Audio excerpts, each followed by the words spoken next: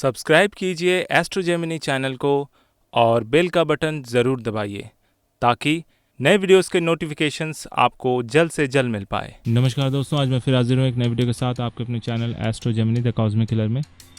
आज मैं बात करने वाला हूँ बृहस्पति पर्वत के ऊपर बनने वाला जो क्रॉस होता है, या एक तरह से कह लीजिए स्क्वायर भी कह सकते हैं इसको, या पतंग बनता है। ऑलमोस्ट 30 से लेकर 40% लोगों के हाथ में ये वाला जो बृहस्पति वाला जो पर्वत है वहाँ पर किसी न किसी तरह का इस प्रकार का क्रॉस बनता ही है। तो बृहस्पति पर्वत में क्रॉस बनने का मतलब है कि बृहस्पति आपको बहुत अच्छा रिजल्ट देगा। एकमात्र क्रॉस बृहस्पति पर्वत में ही ज़्यादा अच्छा फल मिलता है।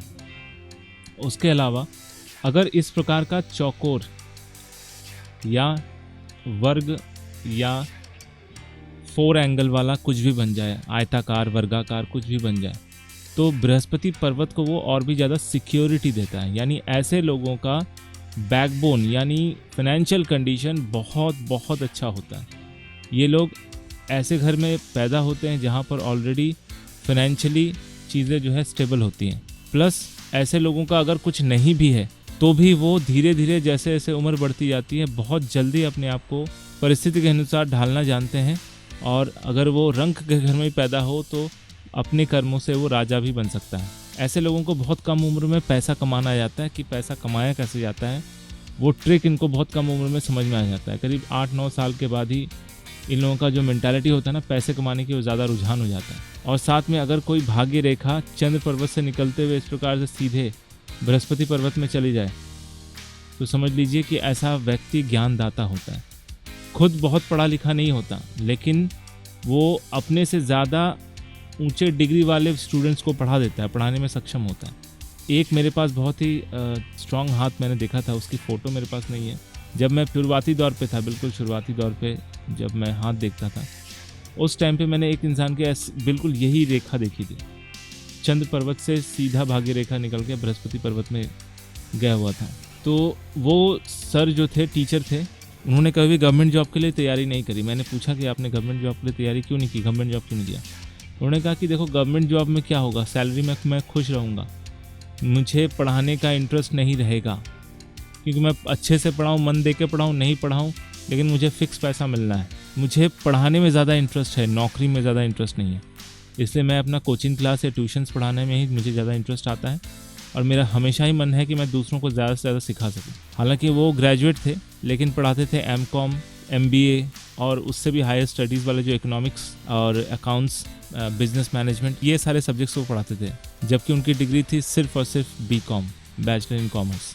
लेकिन उनका जो पढ़ाई करने का मतलब पढ़ाने का जो तरीका था, और ख़ुद भी उन्होंने जो पढ़ाई करी थी, वो अलग लेवल की थी। वो कभी भी सर्टिफिकेट के पीछे या डिग्रीज़ के पीछे नहीं भागा। वो उन्होंने सिर्फ यही अपने लाइफ का मोटो बनाया है कि मुझे क्वालिटी कंटेंट लोगों को सिखाना है, क्वालिटी का ज्ञान लोगों को देना है। साथ में गुरु का पर्वत भी अच्छी उभार लेके बैठा हुआ था और हाथ बिल्कुल पिंक था। तो इस इंसान ने अपने कंटेंट पे ध्यान दिया, और आज भी उनके कोचिंग सेंटर में बहुत ऐसे बच्चे आते हैं जो वहाँ से पढ़ने की वजह से अच्छे से पास हो जाते हैं, अच्छे से क्लियर कर लेते हैं। तो इस तरह का अगर बृहस्पति पर्वत बने और साथ में बृहस्पति पर्वत में भाग्य रेखा चंद्र पर्वत से निकल के आए, तो समझ लीजिए कि ऐसा व्यक्ति दूसरों को हेल्प भी करता है और दूसरों से हेल्प भी मिलता है। आज के डेट में उनका महीने का इनकम 4-5 लाख रुपए है, सिर्फ ट्यूशन्स, और ट्यूशन्स तो नहीं कहेंगे, कोचिंग पढ़ा के। आज के डेट में उनका कोचिंग सेंटर है।